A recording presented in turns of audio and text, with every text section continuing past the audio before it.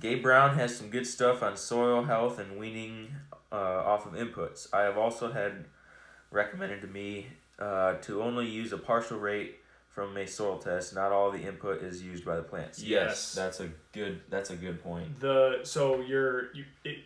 people who aren't familiar with what he's talking about, if you get a soil test, so you take samples according to the specifications of whatever university or NRCS or whoever's doing the soil test for you, just follow the instructions, collect your soil samples, send them in. You'll get a report back, and the mindset and the way that a lot of soil tests are, not all of them, but the way that like your standard soil tests are designed is really just to measure the like inorganic compounds in as in like phosphorus, like nitrogen, like what else? Potassium, like those kinds of levels in your soil, along with the pH and your and like how much organic matter you have and like that kind of stuff, right? But then they'll also give you like recommendations of how many pounds per acre you need to be putting on to adjust to like get your whatever phosphorus to a point where it needs to be, like in the realm of good or whatever. And the amounts are ludicrous.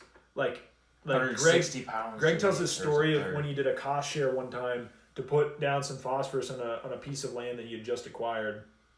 And in the cost share program, you had to put down the amount that was dictated in the soil test. You couldn't put down part of it in order to get the cost share.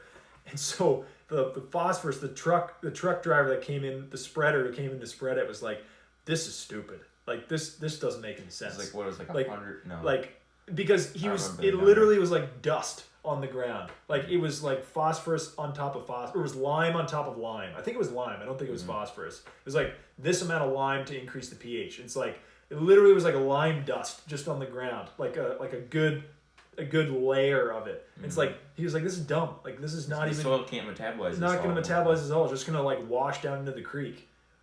So yeah, it's for sure. Like if you're doing any kind of a soil amendment based on a soil test, that's a good way to like think. Like you should be taking soil tests to understand what you got and your starting point, and if you want to make amendments. But if you do make amendments, just don't go crazy. A little bit goes a long way.